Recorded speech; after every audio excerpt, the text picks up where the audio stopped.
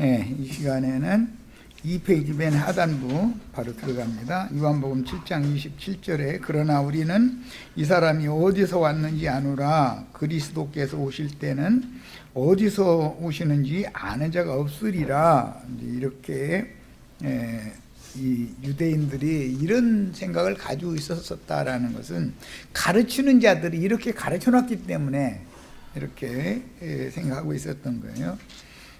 예수님은 육신으로 오신 것은 아브라함과 다윗의 자손으로 오셨어요. 그러나 아브라함과 다윗이 믿은 믿음의 뿌리, 신앙의 근거는 예수 그리스도를 말하는 거기 때문에 계시록 5장 5절과 22장 16절을 찾아서 읽어보고 말씀을 나누도록 하겠습니다. 자, 계시록 5장 5절 아주 중요한 성구라고 할 수 있는 구절이 거기 나오죠. 장로 중의 한 사람이 내게 말하여 울지 말라. 유대 지파의 사자 다윗의 뿌리가 이겼으니 그랬어요. 여기는 다윗의 자손이라고 되어 있지 않고 뿌리라고 되어 있죠.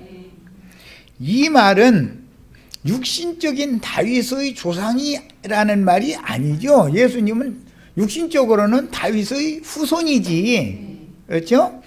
여기서 말하는 것은 믿음의 뿌리를 말하는 거예요. 믿음의 뿌리.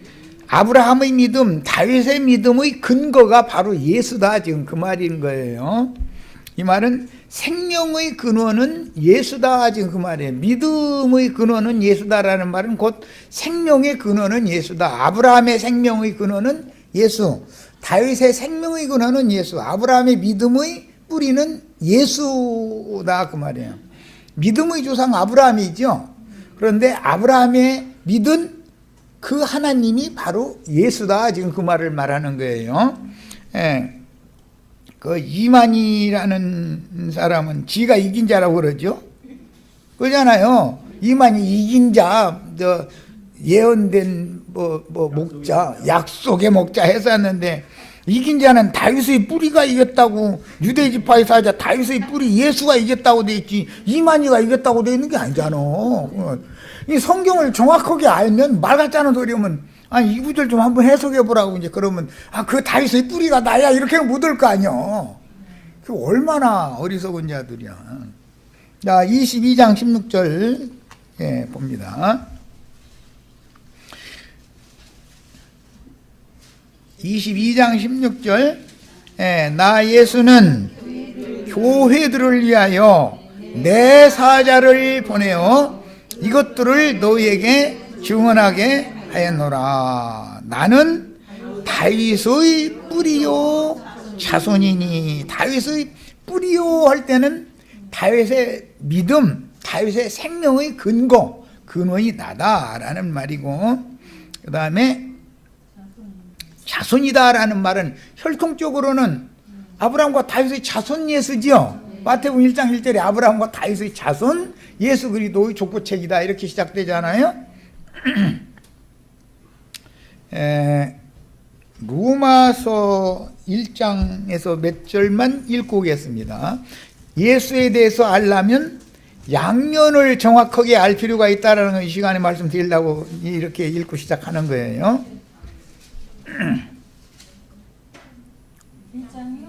로마서 1장 1절에서 4절까지 읽겠습니다. 예수 그리스도의 종 바울은 사도로 부르심을 받아 하나님의 복음을 위하여 택정함을 입었으니 이 복음은 하나님이 선지자들을 통하여 그의 아들에 관하여 성경에 미리 약속하신 것이라. 그의 아들에 관하여 말하면 육신으로는 다윗의 혈통에서 나셨고, 육신대로 하자면 다윗의 뿌리가 아니죠. 다윗의 후손이지. 그렇죠? 육신으로는 다윗의 혈통에 선하셨고 성결의 영으로는 죽은 자들 가운데서 부활하사 능력으로 하나님의 아들로 선포되셨으니 곧 우리 주 예수 그리스도시니라 그랬어요. 예수를 알 때는 양면을 다 알아야죠. 혈통적으로는 아브라함과 다윗의 자손이고 영적으로는 아브라함의 뿌리, 다윗의 뿌리다 이 말이야. 거기서 뿌리라고 말할 때는 근원이다 말이야. 근원. 무슨 근원이냐? 혈통적인 근원은 아니잖아요. 한참 후대니까 믿음의 근원이다 이게요. 믿음 세계에서는 예수 그리스도가 바로 믿음의 근거자다. 그래서 히브리서에는 믿음의 창시자다 이렇게 번역이 됐어요. 예수님은 믿음의 창시자지요. 예수가 없으면 믿음이라는 게 있을 수가 없는 거죠. 그런데 좀 요즘에 어떤 이상한 그 목사라는 사람은 또 지가 예수라고 또 이런 사람이 또 이제 참 별 사람들 많아. 하여튼 예수님 만난 유대인들이 그때 당시 별 사람들이 많았었던 것처럼 매 세대마다 이 신앙 세계에 가만히 살펴보면 여호와 증인에 빠진 사람은 하여튼 자기네들의 그 교리 외에는 몰라. 안식일교단에 빠진 사람은 그 교리 외에는 모르고 장로교단은 예정론 칼빈 진학이다. 칼빈이 이렇게 말했대. 칼빈이 예수님이 이렇게 말했다고는 안 해요. 사람들은 보면 신기하더만. 자기네들은 아예 구원하시려고 창세 전부터 예정해놨대요. 우리는 이미 창세전에 다 예정해놨다고. 그럼 그런 구절이 어디 있어요? 보면 엘베소서 1장 보자 또 이제 막 침 발라가면서 막 성경 맹기는 거지 뭐. 로마서 10장 보자고 막 리브가의 태에 두 아들이 있었는데 에서는 뭐 선이나 악한 거 한 것도 없는데 에서는 사랑하지 않았고 야곱은 선이나 악을 행한 것도 없는데 그냥 이미 뱃속에서부터 사랑했대. 그래서 우리 김희분 자매님이 모태신앙이라고 그러는데 뱃속에서부터 사랑받고 나온 거지 뭐. 막 이제 천국 가기로 작정해서 나온 거야. 그러니까 자기는 예수 안 믿을 수가 없어. 믿게 돼 있어 이 사람은 아주. 왜냐하면 예정됐는데 뭐 뱃속에서부터 믿으라고 예정이 됐는데. 그런데 어떤 사람은 하나님이 믿지 못하도록 택해놔버렸어 또. 그냥 아무리 믿고 싶어도 그 사람 못 믿는 거야 이제. 심판할 것도 없네. 그게 기독교계의 칼뱅 신학이라는 거잖아요. 그런데 칼뱅 신학이면 아주 그냥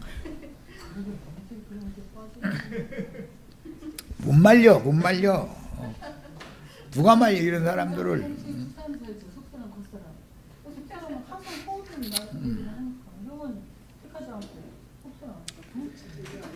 하나님은 흙에서 난 땅에서 난 아담을 택한 게 아니고 위로부터 난 예수를 택해서 예수 안으로 다 돌아와야 된다라는 말을 하고자 하는 것이지, 무슨 놈의 저 사람은 미워서 못 믿도록 택해놨고 자기는 막 이뻐서 막 뱃속에서부터 택해버렸어. 뱃속에서부터 어떻게 택했냐고 그러면은 그 태아교육하는 방법을 모르는 말로 이제 이래가면서 나오는 거지 뭐. 막 엄마가 어떤 말씀을 들으면 애기가 뱃속에 다 듣고 있다 이거야. 뱃속에서부터 말씀 다 듣고 이미 믿어가지고 나왔다는 거야. 또 그 사람들 그쪽으로 끌고 나가면 또 아멘이 돼 또. 그러면서 유아 세례를 주면 세례만 주면 된다 이거야. 그럼 이제 교족구만 써서 내라 이거. 그럼 이미 이 사람은 하나님의 자식으로 이미 택해가지고 이제 택정 받은 걸 여기서는 지금 세례식하고 교족부에다 써서 내면은 확증 받는 거다 이게. 성령의 인침을 받는다. 이렇게 나가면 신나지. 엄마는 그거 막 뱃속에서부터 이거 그러면서 어디 가면 자랑하는 거야 이제. 우리 아무개 이것은 모태 신앙이야.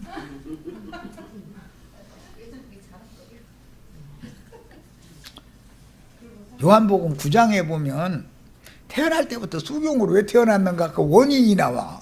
모태신앙이라 그래요. 모태신앙. 저희 아빠 엄마가 유대교인이었잖아. 그런 게 태어날 때부터 유대교인 소경들이다 이거예요 지금. 그래가지고 모태신앙으로 태어나면 소경되는 거지 뭐. 이게 성경을 알아야지. 아유 못 당해. 예루살렘의 종교 지도자들과는 다른 어떤 예루살렘 사람들은 예수를 육체대로만 아는 자들이므로 육신적인 예수가 혈통적으로는 아브라함과 다윗의 자손으로 온 게 맞죠? 그런데 요셉과 마리아 사이에서 태어났음을 이미 알기 때문에 우리는 그가 어디에서 온 것을 안다 이러고 있는데 예수님은 너희는 사실은 나를 모르는 거야 지금 이러는 거 아니에요. 그럼 대화가 왜 안 통하는지 이제 아시겠죠? 왜 안 통해요? 그 너희는 아래에서 나서 세상의 말만 하고 나는 위로부터 나서 하늘의 말만 하니까 말이 안 통하는 거예요. 지금 이 얘기하는 거예요. 이걸 설명한다는 게 쉬운 게 아니야. 그 사람들은 땅속으로 들어가는 거 지옥 들어가는 거를 바쁘지요 지금. 말씀 들으러 가면 나 오늘 바빠. 그럼 그 말은 뭔 뜻이에요? 땅에서 나서 땅의 일 죽어다가 땅속으로 들어가는 일이 바쁘다 지금 그 말이잖아요. 위로부터 난 사람은 위로 갈 거 아니요. 그 일에 바빠야 되는데 땅속으로 들어가는 거 그게 지옥이라는 건데 아니 땅속으로 들어가는 일이 그렇게 바빠가지고 만물이 근원자이신 참 하나님께로 돌아가야 된다라는데 이 말이 그렇게 안 들려? 이 사람 귀를 무슨 재주로 뚫어? 뭐 율법 같으면은 송곳에다 대고 막 여기 문설주에다 대고 막 망치로 쓸겨가지고 귀를 이렇게 뚫어주라고 그랬는데 아유 정말 참 그런 사람들 치고 자기는 지금 뭐 0.2인가 0.1인가 데시벨 소리까지 다 들린대. 얼마나 잘 들리는지. 오른쪽에서 째깍 소리 나면 손 드세요. 뭐 이쪽. 왼쪽에서 하면 손 드세요. 뭐 이쪽. 막 하는 거지 뭐. 잘 들린다 이거지 뭐. 그리고 한쪽 눈 가리고서 읽어보세요. 그럼 아예 저 맨 아래 거 하세요. 이래버려. 중간에 그 가르칠 필요도 다 보인다는데 뭐. 아이고. 그런 사람들을 누가 말리냐고 이걸. 예수님이 오니까는 다 저기 잘 본다잖아. 잘 본다고 그러고 잘 들린다고 그러고 그러니까 예수님 하나도 안 되니까 뭐라고 하신 줄 알아. 야 너희가 우리는 수경이라 보기를 원하나이다 하면 죄가 없으려니와 너희가 밝게 본다 하면 너희 죄가 거저 너희한테 있는 거다. 이제 하나도 안 되니까 그런 거야. 내가 세상을 구원만 하러 온 게 아니라 심판하러 왔는데 잘 보이는 놈들은 수경되게 만들고 잘 들리는 놈들은 귀머거리 되게 만들려고 왔다. 이제 이러네. 그러면 다 이제 오른쪽에서 소리 납니까 하면 안 들려. 그래야 구원 받는 거지 뭐.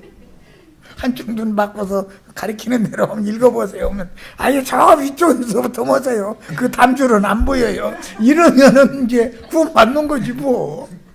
이해되셨죠? 그런데 그렇게 하기가 쉬냐 이거요. 막으면 맨 아래 것이 환히 보이는데 귀찮게 중간에 두지 말라 이거야. 아예 맨 아래에 가르쳐 보라고 그러는 거지 뭐. 이 사람을 무슨 지지로 단 거냐고. 유대인들이 다 그랬어요. 오늘날 기독교인들 전도해 보세요. 한쪽 눈 가리세요 하면 벌써 뭘 하고 있는지 알고서 아예 맨 아래부터 하라고 이런 데니까. 그리고 째깍째깍 소리 너무 크게 나니까 훨씬 작게 해서 들려줘 보세요. 이래버려. 난 잘 들린대 아주. 못 당한다니까. 예수님이 얼마나 폭포했겠냐고. 예수님 보실 때는 귀머거리들이고 전부 소경들이면서 나는 잘 들린다, 잘 보인다, 다 본다 막 이러니까 그러면 또 안 보이느냐 하면은 혈통적이고 육적이고 땅에 속한 것은 그렇게 잘 보여. 왜 그러느냐? 뱀이 와서 하나님 먹지 말라고 하는 나무 실과를 보면 눈이 밝아진다겠어, 어두워진다겠어? 눈이 밝아진대. 아니 그리고 그쪽으로만 눈이 열린 거지 뭐. 그래가지고 뱀 말은 또 귀도 밝아져가지고 뱀이 하는 말은 그렇게 잘 들어. 하나님이 하시는 말은 천둥백력을 쳐도 무슨 소리가 나는지 안 나는지 멍청하니 눈만 꾸먹꾸먹 하고 있고, 뱀이 와서 뱀은 큰 소리 해요 안 해요? 속살거리죠. 너 저 술집으로 가, 술집으로 오늘 저녁에는 거기 뭔 좋은 일 있대, 술집으로 와. 그러면은 그 말 뱀이 거기 할 필요 있어요 없어요? 그런데 그 소리는 그렇게 잘 들려.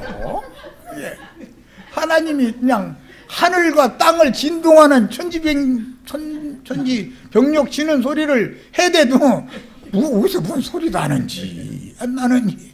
오른쪽 들어보세요 하고 천둥 꽝 하면은 손을 들어야 되는데 안고 뱀이 와서 쏙닥쏙닥 하면 이쪽에다 하면 이쪽 이러고 못 당한다니까. 아니 내가 해봤으니까 이걸 알지, 내가 안 해봤으면 어떻게 알아 이걸.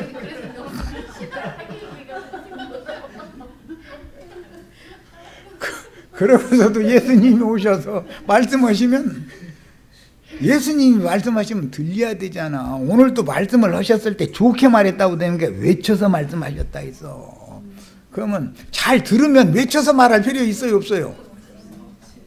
예수님 목 쉬고 싶어서 그랬겠어? 얼마나 엉뚱나게 들리고 하늘의 얘기를 하면 못 알아들으니까는 외쳐가라사대 자꾸 그러냔 말이야. 그런데 뱀은 절대로 큰 소리로 얘기를 안 하는 거거든. 뱀이 큰 소리를 하면은 이상한 거지 그거는. 뱀은 광고를 않거든. 그냥 귀에다 들일든 말든 이렇게 가면서, 근데 귀를 그쪽으로 자꾸 가져가면서 다 들어버려. 그 뱀말 들으면 눈이 밝아진대잖아. 하나님 먹지 말라고 나무 실과를 어떻게 보인다겠어요? 세 가지로. 보암직도 하고 먹음직도 하고 지혜롭게 할 만큼 탐스럽게 보여. 아니 이 세 가지가 그렇게 잘 보인다는 거요. 그러면서 뱀말 들으면 사람이 지혜로워질 것 같으죠. 오늘 뭐 어디에 있는 그거 너한테만 내가 정보 주는데 거기 이렇게 골목 이렇게 돌아서 어디 가보면은 표시도 잘 안 나는 술집 하나 있는 거기에 아주 어마어마한 이벤트가 있대. 이거 오늘 밤에 이제 거기로 한번 와보라. 그러면은 잘도 찾아가. 딴 때는 길 몰라서 헤매고 다니던 사람들이. 아이고. 그 예배당 얘기하는 거, 예배당 찾아가는 건 다 그렇게 잘 찾아간다 그 말이요. 술집이라는 게 어디 음료가 따라주는 독주 마시고 취해가지고 예배당들은 그날 다 이벤트지요. 거기 이벤트 하는 거야. 그럼 가서 할렐루야 하면 나자빠지고 막 축복 받고 오면은 아니 그냥 뭔 얘기를 하면은 얼른 새겨들어 좀.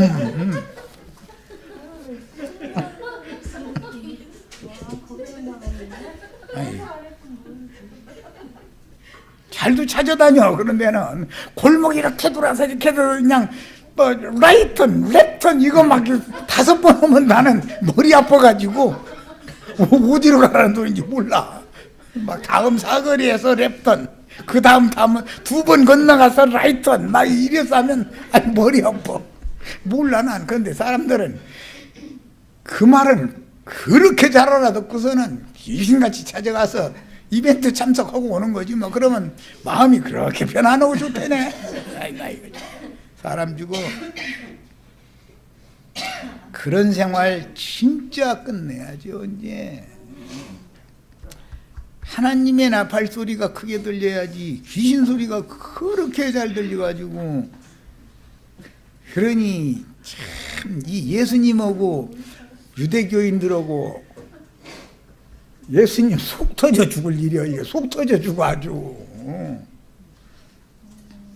따지지는 말해야 될 거 아니야. 그러면 물어를 봐야지.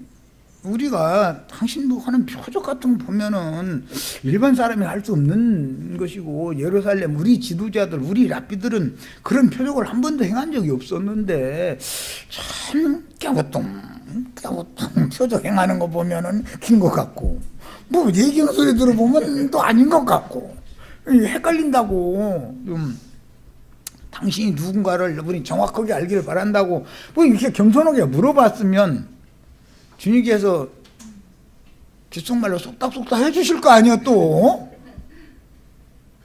그런데 이 사람들은 자기네들은 밝히 안다는데 어떻게 할 거예요? 우리가 그를 안다 이렇게 나오면 이건 못 당하는 거예요.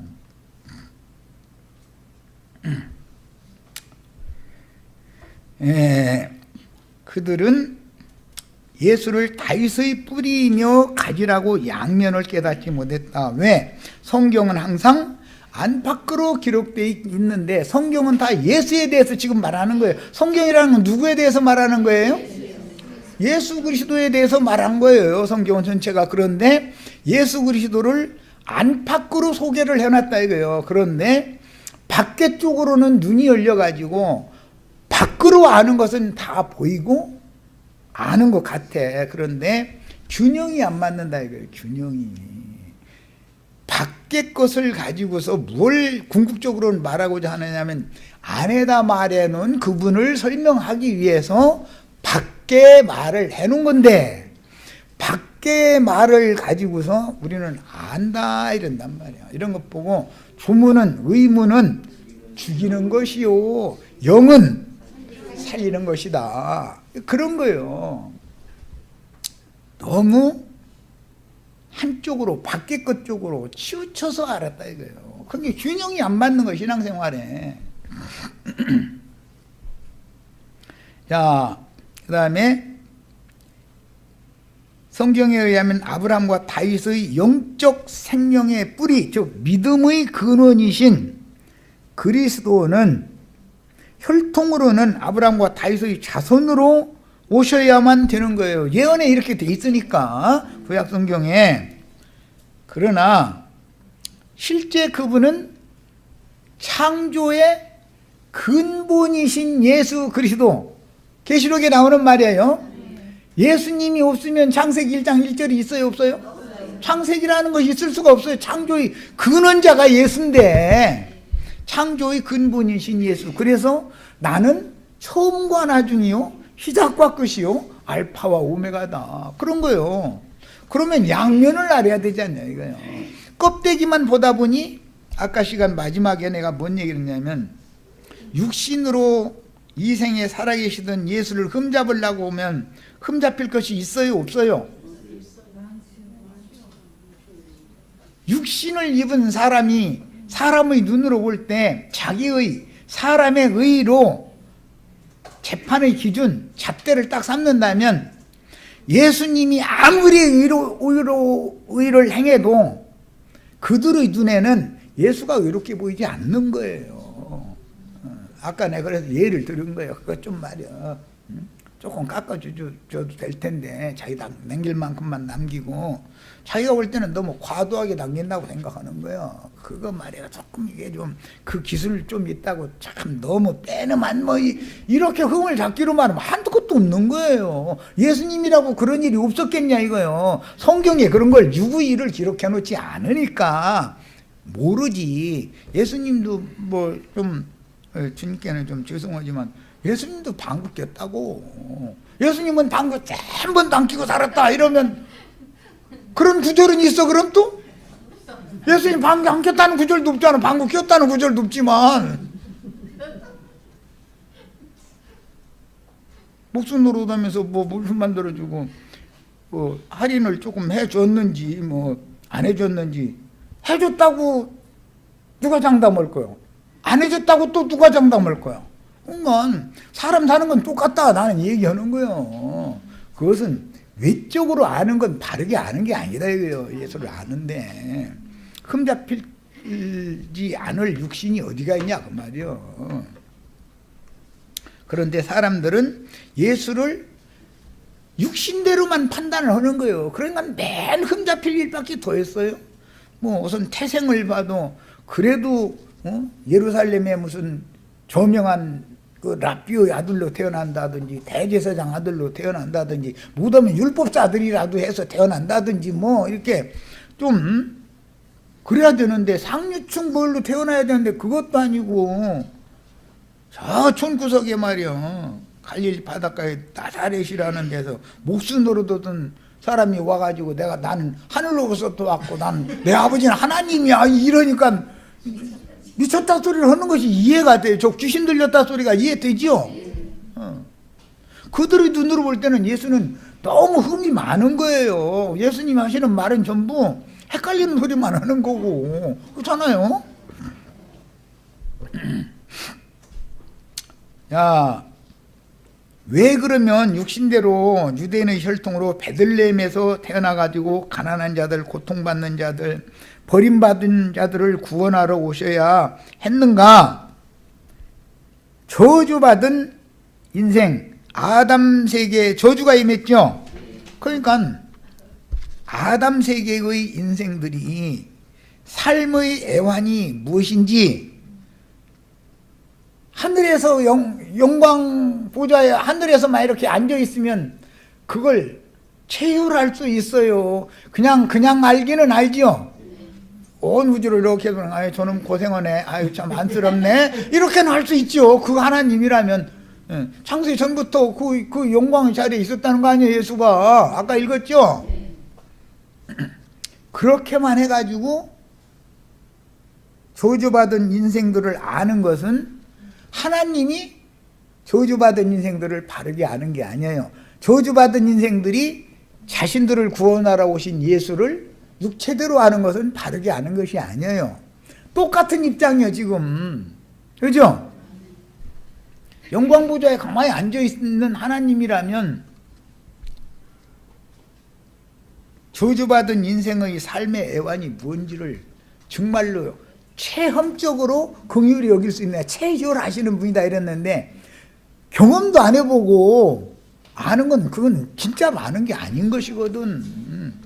그러고서는 대충 짐작으로 아이고 고생 안 난 인간이 어디가 있어 나도 고생 다 해봤어 그러지만 고생도 나름이지. 다르죠? 그런데 사람들은 다 이 세상에서 고생 누가 제일 많이 했다고 해요? 서름과 슬픔 눈물 누가 제일 많이 당했다고 해요? 다 자기를 위주로 생각하는 거야. 그래서 상대방 입장이 이해가 안 되는 거예요. 그래서 내 입장에서 보니까 그래서 하나님이 인간의 입장으로 온다. 이게 저주받은 인간의 입장에 대해서 저주받은 인간이 사는 생활을 해봐야 한다 이거예요. 삶의 애환을 체휼한다, 체득한다 이거예요. 몸으로 배운다 이거예요. 학대받고 천대받고 멸시받는 사람들이 왜 구원자가 절실하게 필요한지, 고아와 과부와 객과 나그네와 이런 사람들은 바라볼 데가 없잖아요. 세상에서 누구한테 자기 곤고하고 슬프고 아픈 사정 얘기하면은 나도 바빠. 내가 오늘날 이렇게 사는 것이 내가 거저된 줄 알아? 나도 다 노력해서 온 거예요. 가서 노력해 잃어버리지요. 노력을 안 해서 그 사람이 그렇게 어려운 게 아니잖아요. 사실은 죽으라고 노력했는데도 안 되지. 사회의 구조가 노력만 해서 그렇게 상류층에 올라갈 수 있는 구조가 아니니까 이 세상 나라라는 거는. 그런데도 그 사람들은 뭐라고 말을 해요? 나도 이게 꽁으로 이게 된 게 아니다 이거요.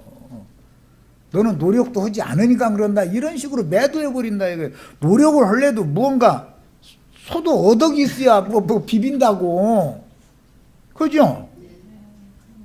어디다 비빌 뭐 나무라도 서 있어야 가서 뭐 문지르 보든지 뭐 어떻게 하는데 가서 가려워 그럼 가서 막 등 대고 비벼.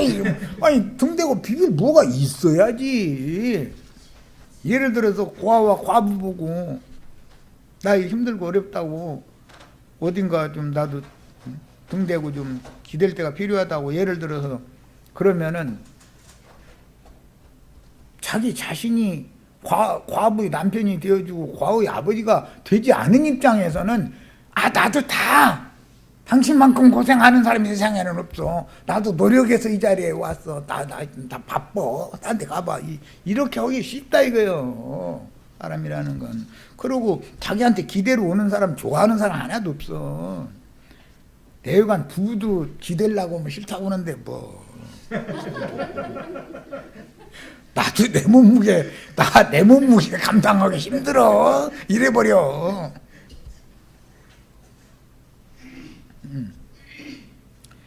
또 저 사람들은 왜 저 악한 기득권자들의 세상에서 꼭 건져낼 필요가 있는지 이런 것들은 예수님이 이 세상에 오셔서 많은 고난으로 말미암아 많은 눈물과 탄식과 호소로 하나님 앞에 올렸다는 거요. 예수님도 다 눈물 흘려보고 인생살이가 쉽지 않다는 거 경험 다 해봤다 그 말이잖아. 그렇기 때문에 너희 같은 자들을 다 체휼하실 수 있는 분이다 그런 거예요. 체휼이라는 건 몸으로 경험을 해서 긍휼히 여긴다 그 말이에요. 그냥 그냥 저 대학 공부해가지고 아는 지식으로 어떻게 한다 그 말이 아니고. 그래서 그것 때문에 예수가 육신으로 말씀 영광스러운 분이 육신의 모양으로 오셨던 거예요. 저주받은 인생들의 문제들을 참으로 아는 메시아가 되려면 온소 그들과 함께 살면서 그들의 삶의 애환을 몸으로 경험해 봐야 했기 때문에 비천한 무리와 함께 갈릴리 나사렛 예수로 사셨던 것인데 이런 이치를 너무 모르고 있었다 이거예요. 예수를 만나고 있었던 그때 당시 유대인들은 왜 창세 전부터 영광스러운 그분이 육신을 입고 이렇게 비천한 모습으로 자신들 앞에 나타나야 됐는지를 몰랐다 이거예요. 예루살렘 사람들을 기득권자들 상류층 사람들과 비교만 하는 거예요. 나사렛에서 무슨 선한 것이 나오냐, 목수아들 아니야, 뭐 이렇게만 보는 거예요. 예루살렘의 기득권자들이 수천 년 이어져 나왔지만 대대로 그들은 기득권을 유지해 왔죠. 그렇지만 그들 중에 메시아가 한 명이라도 있었냔 말이요? 없었죠.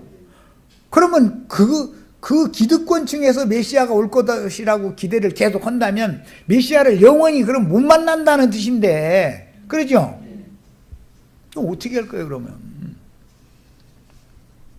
좋은 가문에서 태어나서 곱게 자라서 생계를 위한 고된 일은 해보지도 않고 이마에 땀 흘리는 것이 무엇인지도 모르고 세상에서 알아주는 높은 수준의 세상 교육을 받고 안정적인 직장 생활만 한 사람이거나 속세의 어떤 교단에서 운영하는 신학 박사 학위를 받아서 목회자로 안수를 받은 사람들이 스스로 와서 나는 메시아라 하면 세상 교계에서는 그 사람은 인정해 줄 것이다.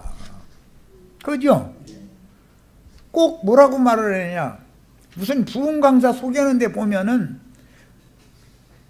예수님 소개는 하나도 안 해. 그 사람이 무슨 신학교에서 무슨 과정 이수하고 해가지고 박사 학위를 신학을 한두 가지 한 게 아니야. 막 3개, 4개 하고 그 다음에 지금 현재 무슨 일을 하고 있느냐면 세계 무슨 선교회 세계 그냥 다 그러고 막 대부분 그 중국 무슨 선교회 아랍권 선교회 막 등등 막 아주 국제적으로만 노는 거지 뭐. 선교는 저한테 의하게 생겼는데 지금 지가 선교 받아야 하게 생겼죠. 근데 어디 국제적으로 세계 선교로 댕긴다고 그날 일을 냈어. 지나 예수님한테 선교 받아야지. 그잖아요. 이렇게 말하면 무슨 교단에서 말이야 이렇게 해서 안수받은 선교사님을 말이야 그렇게 함부로 하느냐고 이러고 앉았고,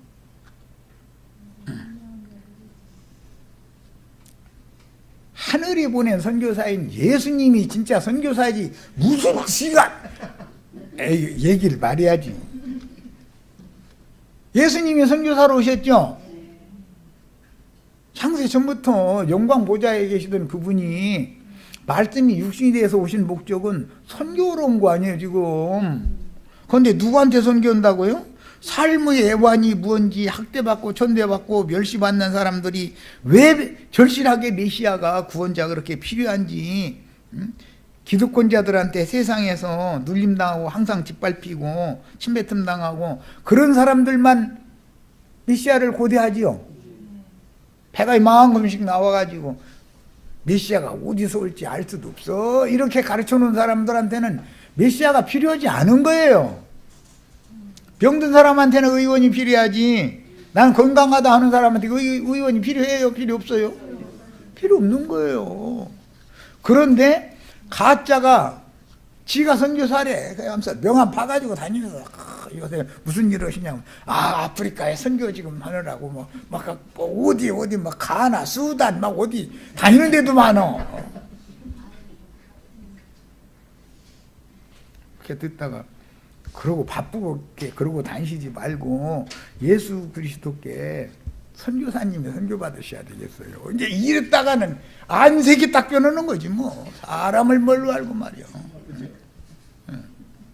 그 다음부터는 딱 이제 상종을 안 하려고 그래버려.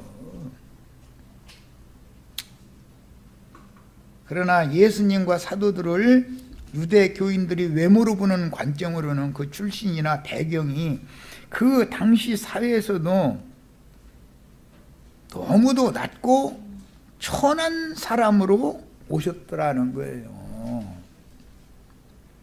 아무개 하면 다 할 수 있는 그런 유명한 사람으로 온 게 아니에요 예수가.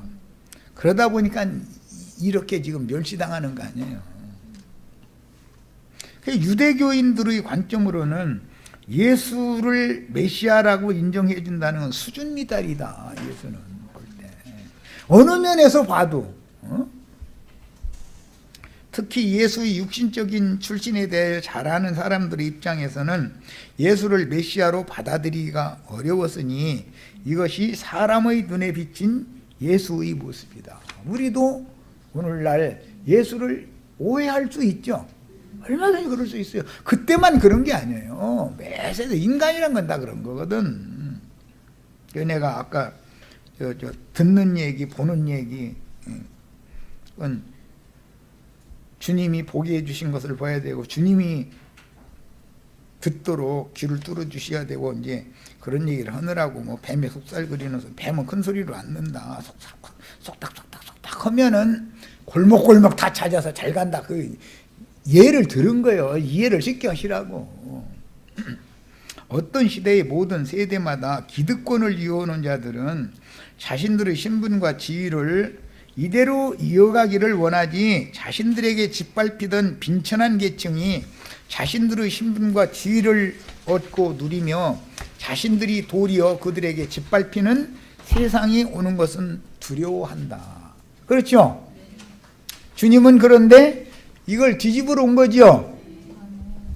세상에서 기득권을 갖고 있던 자들에게서 그 나라를 빼앗아버리고 그들에게 항상 멸시당하고 무시당하던 사람들에게 그 나라에 먼저 들어가도록 이 일을 하러 예수님은 오셨다는 거예요. 그러니까 이건 뭐 천지가 개벽한다 그래요.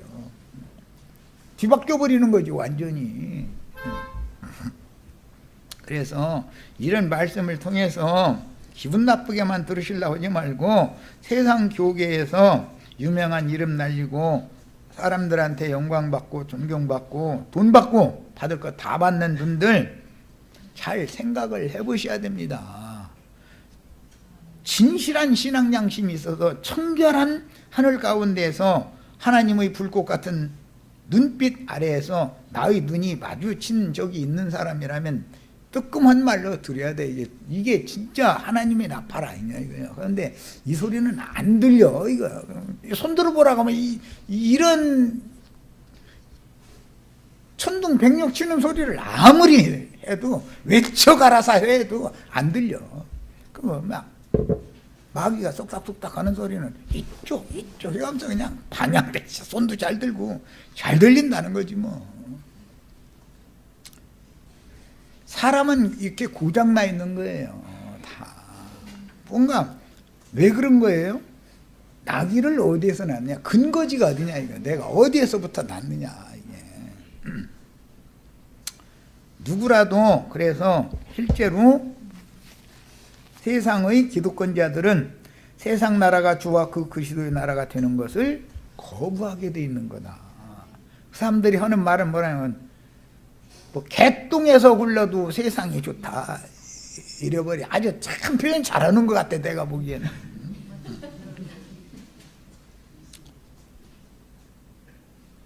불이 불법하고 악이 충만한 어둠이 충만한 세상은 빨리 심판해 버리시고 하나님의 의와 하나님의 공법이 실현되어지는 주님의 나라가 실현돼야죠. 그렇죠? 네. 왜 모든 인생은 구원이 필요하며 기득권자들과 착취당하는 자들은 어떤 관계이며 이 땅에서 그런다 해서 주님의 나라에서도 그러리라고 생각하면 꿈 깨야 돼. 그렇죠? 이 사람들은 왜 하나님의 구원이 필요한지 자기도 모르면서 당장 세상에서 아니라고 평탄한 삶을 누리기 위해서 최선을 다하면서 열심히 달리는 거죠. 땅의 일을 위해서는 아주 뭐 앞뒤 갈 것 없이 막 달리잖아요. 그리고 지치지도 않아 또 그 사람들 치고. 현세의 기득권이 영원하기를 바라지만 이생의 누림과 자랑거리들이라는 것은 어떤 경우에도 영원할 수가 없는 것이다. 당장 1시간 후의 일도 알 수 없는 연약하고 부족한 인생들이 이 생에서 잠시 사는 동안 행복한 삶을 위해서는 모든 노력을 다하며 분투하면서도 우주의 주인에게 자신을 의탁하려고는 하지 않는 것은 인간들의 잠재적인 교만성과 무지와 아집을 이렇게 드러내는 것이다. 세상에서도 무식하면 용감하다 그래. 실제로 하는 거 보면 또 무식한 사람 치고 일단 목소리 크는 것으로 해결하려고 그러더라고. 그러고 자기 목소리를 안 되면 나중에 막 이래 쌓고. 이거 위에 뭐가 있어요? 법 있어요. 법이 있는 거예요. 괜히 이거 잘못 물렸다가는 감옥에 가 괜히. 이사야 9장 1절 전에 고통받던 자들에게는 흑암이 없으리로다. 그러니까 전에는 고통받았지만 앞으로는 빛 가운데 있게 해준다 하는 것이 예언이다. 지금 그 말이에요. 옛적에는 여호와께서 스불룬 땅과 납달리 땅이 멸시를 당하게 하셨나니 그래서 예수님이 이 땅에 가서 사신 거다 이거예요. 후에는 해변길과 요단 저편 이방의 갈릴리를 영화롭게 하셨느니라. 그래서 갈릴리 바다 나사렛에서 예수님이 나왔는 거예요. 그래서 마태복음에 이제 이 말씀이 인용이 됐고 예수님이 베들레헴에서 태어나 애굽으로 피난 갔다가 헤롯 1세가 죽자 본토로 돌아와서 나사렛에서 자라고 가버나움으로 이주하여 사역을 시작하셨고 영광을 받을 때가 되었을 때 예루살렘에 올라가서 대제사장들과 장로들과 공회에 잡혀서 유대인의 율법으로 정죄받고 이방인에게 넘겨져서 사형을 당하신 일생은 모두 뭘 위해서 그렇게 하셨다? 성경에 이미 예언되어 있는 대로 성경을 이루시려고 이렇게 한 것이다 이거예요. 그분은 창세전부터 영광의 보좌에 계시던 분이었었죠. 그런데 왜 그 말씀이신 스스로이신 하나님이 육신의 모양으로 세상에 오셔야 되는지를 알아야 된다. 그런데 유대인들의 눈에는 이게 안팎으로 기록되어 있는 성경이 밖의 것만 보였고 안의 내용은 보이지를 않았더라는 거예요. 이 균형 잡히지 않은 신앙생활을 계속 가르친 것이죠. 이것은 유대인들의 문제도 있지만 가르치는 자들의 책임이 더 중하죠. 선생들이. 자, 여기까지서 마치겠습니다. 내일 모레 이거 이제 더 할 거예요. 가서 읽어보시고 그대로 다 가지고 오셔야 됩니다.